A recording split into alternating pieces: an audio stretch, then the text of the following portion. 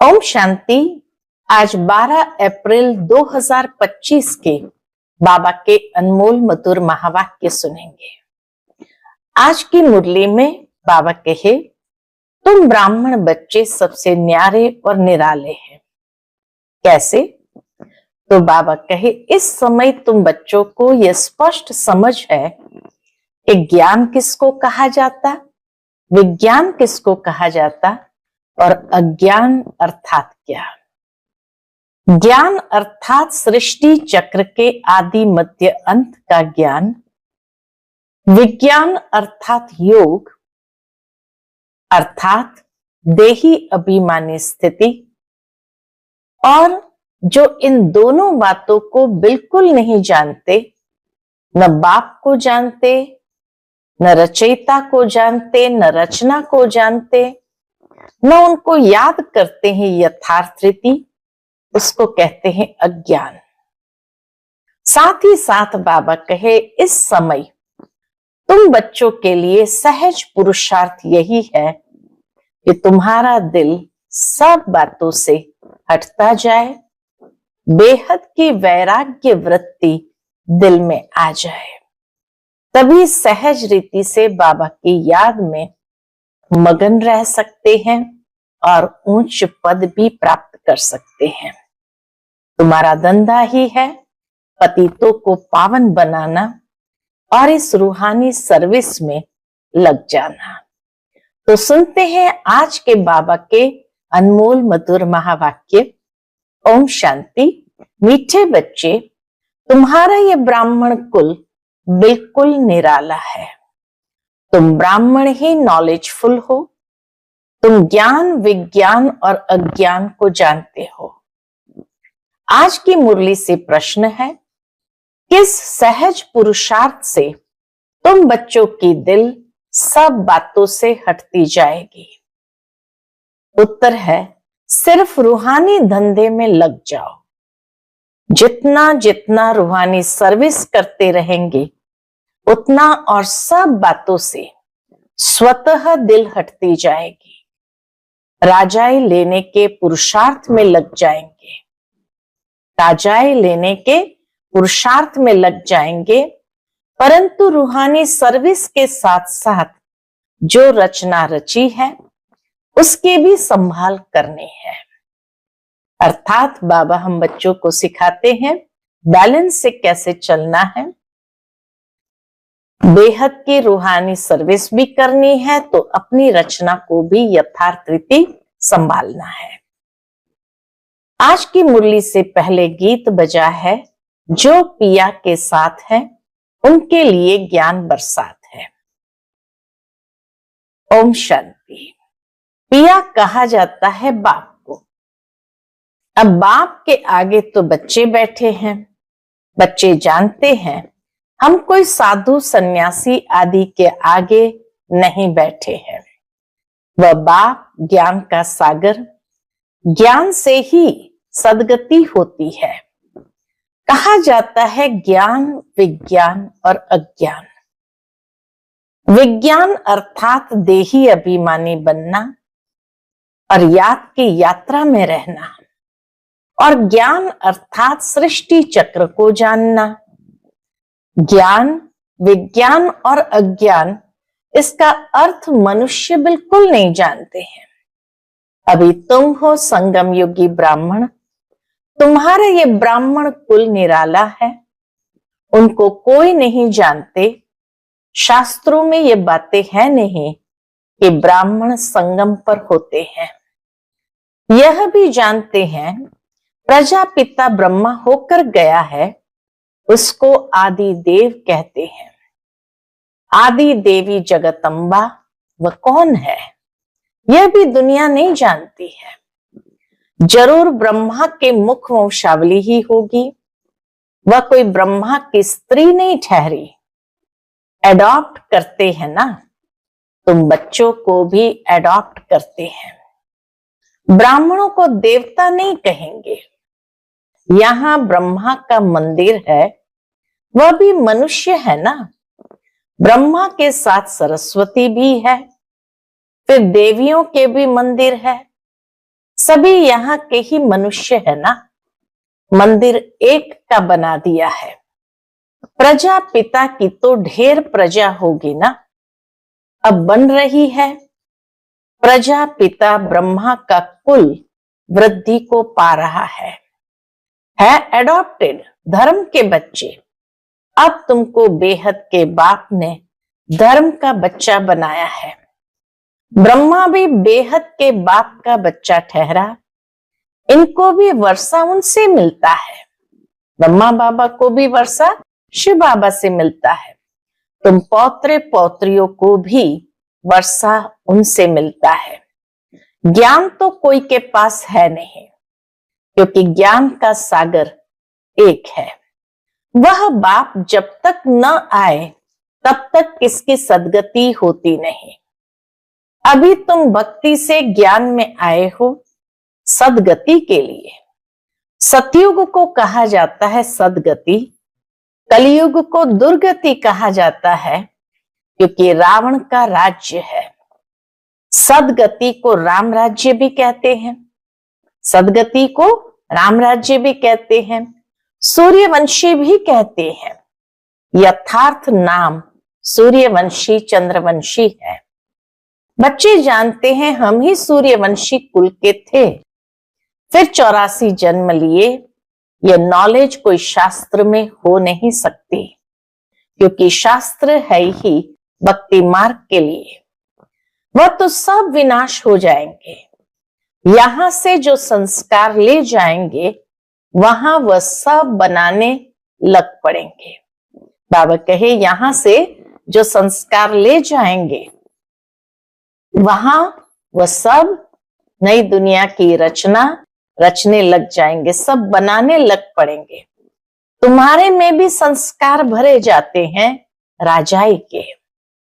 तुम राजाई करेंगे, वह साइंस दान फिर उस राजाई में आकर जो हुनर सीखते हैं वही करेंगे, वही चीजें बनाएंगे।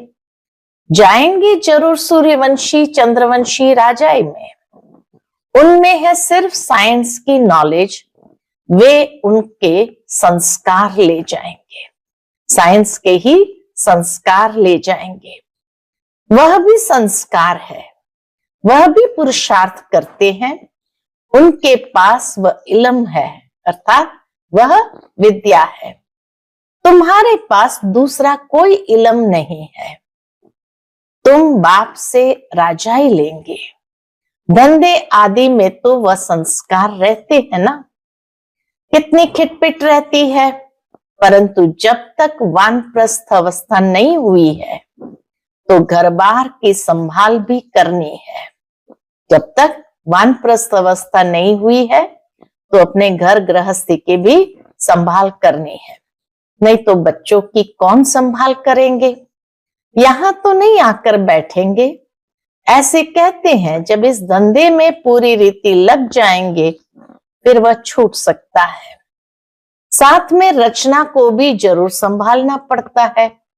हाँ, कोई अच्छी रीति रूहानी सर्विस में लग जाते हैं, फिर उनसे जैसे दिल उठ जाएगी।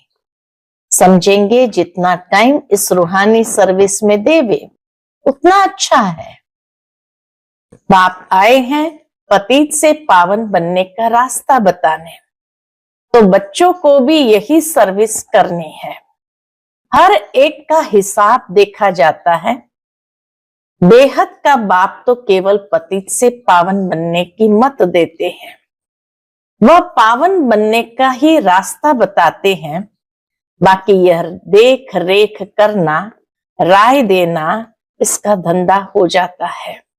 बाबा कहे बाकी यह देख रेख करना, राय देना, इनका धंधा हो जाता है। शिव बाबा कहते हैं किसका धंधा हो जाता है? ब्रह्मा बाबा का। यज्ञ की देखरेख करना, राय देना, ये इनका धंधा हो जाता है। शिव बाबा कहते हैं मेरे से कोई बात धंधे आदि की नहीं पूछनी है। मेरे को तुमने बुलाया ही है इसलिए कि आकर पतित से पावन बनाओ, तो हम इन द्वारा तुमको बना रहा हूं। यह भी बाप है, इनकी मत पर चलना पड़े उनकी रूहानी मत, इनकी जिस्मानी। शिव बाबा की रूहानी मत, ब्रह्मा बाबा की जिस्मानी। इनके ऊपर भी कितनी रिस्पॉन्सिबिलिटी रहती है। यह भी कहते रहते कि बाप का फरमान है, माम एकम याद करो, बाप की मत पर चलो। बाकी बच्चों को कुछ भी पूछना पड़ता है, नौकरी में कैसे चले, इन बातों को ये साकार बाबा अच्छी तरह समझा सकता है। अनुभवी है, यह बताते रहेंगे। बाबा कहे कोई जिस्मानी दुनिया की बातें पूछनी है तो ब्रह्मा बाबा अनुभवी है, इनसे पूछ सकते हैं। ऐसे ऐसे मैं करता हूं, इनको देख सीखना है। यह सिखाते रहेंगे क्योंकि यह है सबसे आगे। सब तूफान पहले इनके पास आते हैं, इसलिए सबसे रुस्तम यह है। तब तो ऊंच पद भी पाते हैं। माया रुस्तम हो लड़ती है, इसने फट से सब कुछ छोड़ दिया। ब्रह्मा बाबा ने फट से सब कुछ छोड़ दिया। इनका पाठ था, बाबा ने इनसे यह करा दिया। करन करावनहार तो वह है ना, खुशी से छोड़ दिया। कराने वाला शिव बाबा, खुशी से छोड़ दिया ब्रह्मा बाबा ने। साक्षात्कार हो गया। अब हम विश्व के मालिक बनते हैं। ये पाए पैसे की चीज हम क्या करेंगे। विनाश का साक्षात्कार भी करा दिया। समझ गए इस पुरानी दुनिया का विनाश होना है, हमको फिर से राजाई मिलती है, तो फट से वह छोड़ दिया। अब तो बाप की मत पर चलना है। बाप कहते हैं मुझे याद करो। ड्रामा अनुसार भट्ठी बननी थी। मनुष्य थोड़ी समझते कि इतने ये सब क्यों भागे। मनुष्य तो नहीं समझ सकते कि इतने सारे क्यों भागे, क्योंकि भट्ठी बननी थी। यह कोई साधु संत तो नहीं, यह तो सिंपल है। इसने किसको भगाया भी नहीं है। मनुष्य मात्र की महिमा कोई है नहीं। महिमा है तो एक बाप की, बस। बाप ही आकर सबको सुख देते हैं, तुमसे बात करते हैं। तुम यहां किसके पास आए हो। शिव बाबा पूछते तुम यहां किसके पास आए हो। तुम्हारी बुद्धि वहां भी जाएगी, यहां भी, क्योंकि जानते हो शिव बाबा रहने वाला वहां का है। इसलिए बुद्धि ऊपर भी जाती है तो नीचे भी जाती है। अभी इनमें आए हैं। बाप से हमको स्वर्ग का वर्षा मिलना है। कलयुग के बाद जरूर स्वर्ग आएगा। कृष्ण भी बाप से वर्षा लेकर जाए राजाई करते हैं।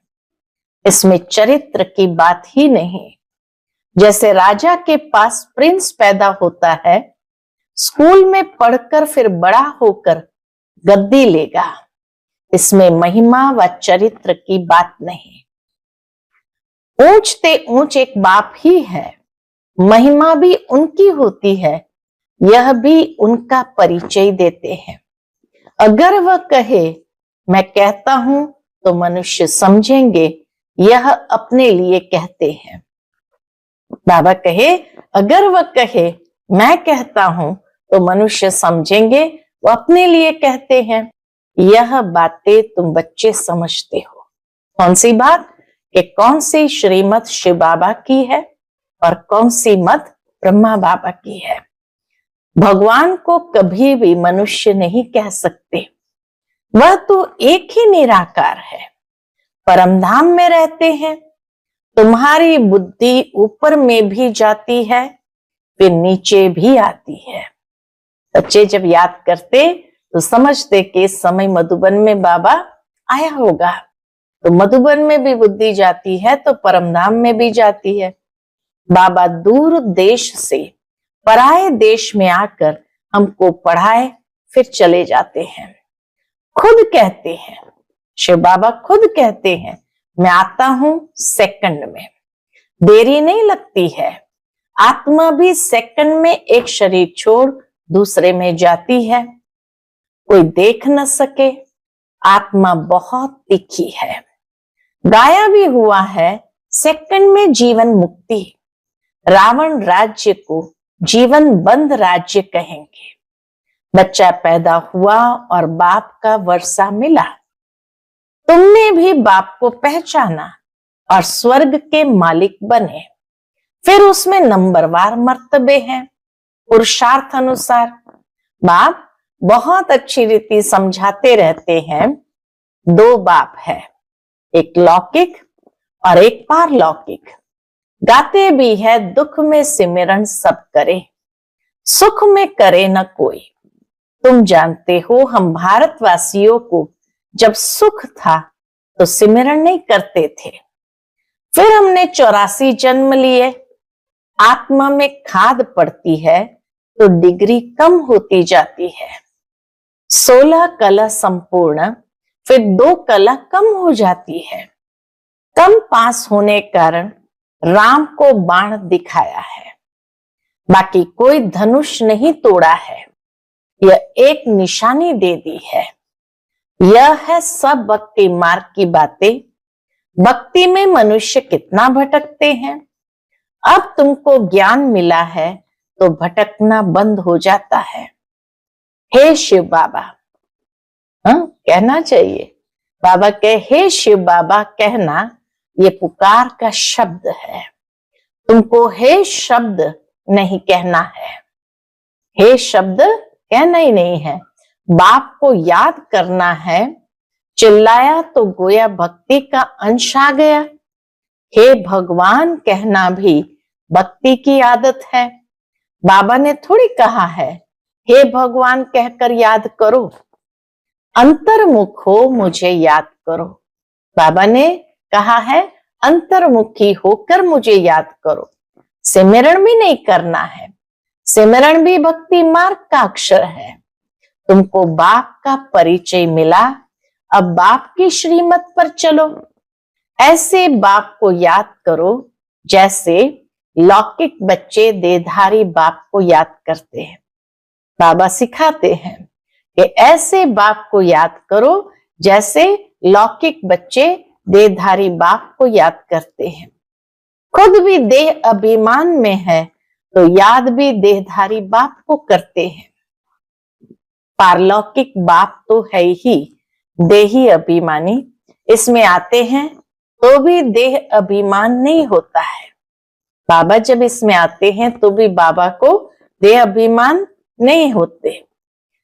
कहते हैं हमने ये लोन लिया है, तुमको ज्ञान देने लिए मैं ये लोन लेता हूं। ज्ञान सागर हूं, परंतु ज्ञान कैसे दूं? गर्भ में तो तुम जाते हो, मैं थोड़ी गर्भ में जाता हूं। शिव बाबा कहते मैं थोड़ी गर्भ में जाता हूं, मेरी गति मत ही न्यारी है। बाप इसमें आते हैं, यह भी कोई नहीं जानते। कहते भी है ब्रह्मा द्वारा स्थापना, परंतु कैसे ब्रह्मा द्वारा स्थापना करते हैं, क्या प्रेरणा देंगे? बाप कहते हैं मैं साधारण तन में आता हूं, उसका नाम ब्रह्मा रखता हूं, क्योंकि सन्यास करते हैं ना बाबा। ब्रह्मा बाबा सन्यास करते हैं, इसलिए शिव बाबा ने नाम रखा ब्रह्मा। तुम बच्चे जानते हो अभी ब्राह्मणों की माला नहीं बन सकती, क्योंकि टूटते रहते हैं। जब ब्राह्मण फाइनल बन जाते हैं तब रुद्र माला बनती है, फिर विष्णु की माला में जाते हैं। माला में आने के लिए याद की यात्रा चाहिए। अभी तुम्हारी बुद्धि में है कि हम सो पहले पहले सतु प्रधान थे, फिर सतो रजो तमो में आते हैं। हम सो का भी अर्थ है ना, ओम का अर्थ अलग है। ओम माना आत्मा, फिर वही आत्मा कहती है हम सो देवता क्षत्रिय वैश्य शूद्र। वो लोग फिर कह देते हम आत्मा सो परमात्मा। तुम्हारा ओम और हम सो का अर्थ बिल्कुल अलग है। हम आत्मा है, फिर आत्मा वर्णों में आती है। हम आत्मा सो पहले देवता क्षत्रिय बनते हैं, ऐसे नहीं कि आत्मा सो परमात्मा। ज्ञान पूरा न होने कारण अर्थ ही मूंझा दिया है। अहम ब्रह्मास्मि कहते हैं, यह भी रॉन्ग है। बाप कहते हैं मैं रचना का मालिक तो बनता नहीं। बाप कहते मैं रचना का मालिक तो बनता नहीं, इस रचना के मालिक तुम हो, विश्व के भी मालिक तुम बनते हो।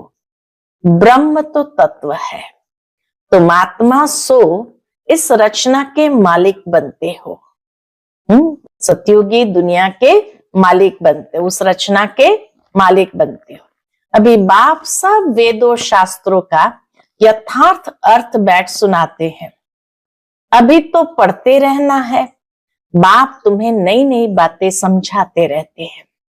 भक्ति क्या कहती है, ज्ञान क्या कहता है।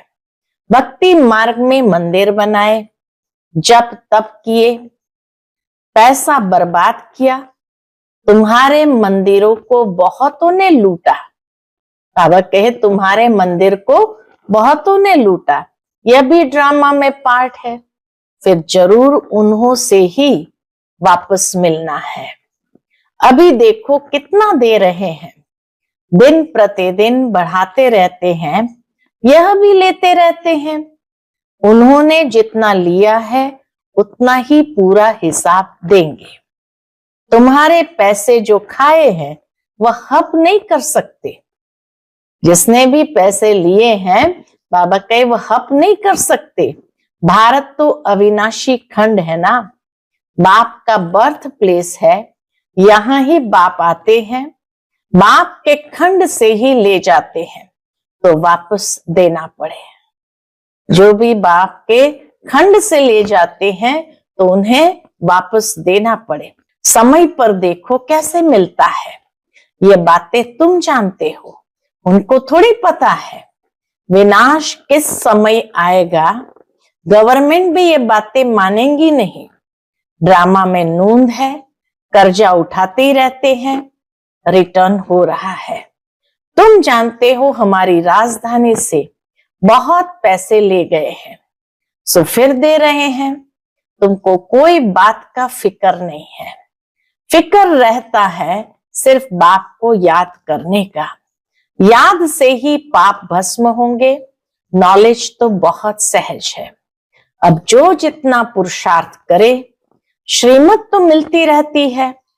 अविनाशी सर्जन से हर बात में मत लेनी पड़े। अच्छा, मीठे मीठे सिकिलते बच्चों प्रति माता पिता बाप दादा का याद प्यार और गुड मॉर्निंग। रूहानी बाप की रूहानी बच्चों को नमस्ते। हम सब रूहानी बच्चों की रूहानी माता पिता बाप दादा को याद प्यार, गुड मॉर्निंग और नमस्ते नमस्ते। शुक्रिया बाबा, शुक्रिया। आज की मुरली से धारणा के लिए मुख्य सार है। पहली पॉइंट, जितना टाइम मिले उतना टाइम ये रूहानी धंधा करना है। रूहानी धंधे के संस्कार डालने हैं, पतितों को पावन बनाने की सर्विस करनी है। दूसरी पॉइंट, अंतर्मुखी बन बाप को याद करना है, मुख से हे शब्द नहीं निकालना है। जैसे बाप को अहंकार नहीं, ऐसे निरअहंकारी बनना है। आज का बाप दादा का मधुर वरदान हम बच्चों के प्रति है, मनसा संकल्प व वृत्ति द्वारा श्रेष्ठ वाइब्रेशंस की खुशबू फैलाने वाले शिव शक्ति कंबाइंड भव। मनसा संकल्प व वृत्ति द्वारा श्रेष्ठ वाइब्रेशंस की खुशबू फैलाने वाले शिव शक्ति कंबाइंड भव। जैसे आजकल स्थूल खुशबू के साधनों से गुलाब, चंदन व भिन्न भिन्न प्रकार की खुशबू फैलाते हैं, ऐसे आप शिव शक्ति कंबाइंड बन मनसा संकल्प व वृत्ति द्वारा सुख, शांति, प्रेम, आनंद की खुशबू फैलाओ। रोज अमृत वेले भिन्न भिन्न श्रेष्ठ वाइब्रेशन के फाउंटेन के मुआफिक आत्माओं के ऊपर गुलाबाशी डालो। बाबा के गुलाबाशी डालो। सिर्फ संकल्प का ऑटोमेटिक स्विच ऑन करो तो विश्व में जो अशुद्ध वृत्तियों की बदबू है वह समाप्त हो जाएगी। आज का स्लोगन है, सुखदाता द्वारा सुख का भंडार प्राप्त होना यही उनके प्यार की निशानी है। सुखदाता द्वारा सुख का भंडार प्राप्त होना यही उनके प्यार की निशानी है। आज के अव्यक्त इशारे हैं, कंबाइंड रूप की स्मृति से सदा विजयी बनो। जितनी शक्तियों की शक्ति है उतनी ही पांडवों की भी विशाल शक्ति है, इसलिए चतुर्भुज रूप दिखाया है। शक्तियां और पांडव इन दोनों के कंबाइंड रूप से ही विश्व सेवा के कार्य में सफलता प्राप्त होती है। इसलिए सदा एक दो के सहयोगी बनकर रहो, जिम्मेवारी का ताज सदा पड़ा रहे। अच्छा, ओम शांति।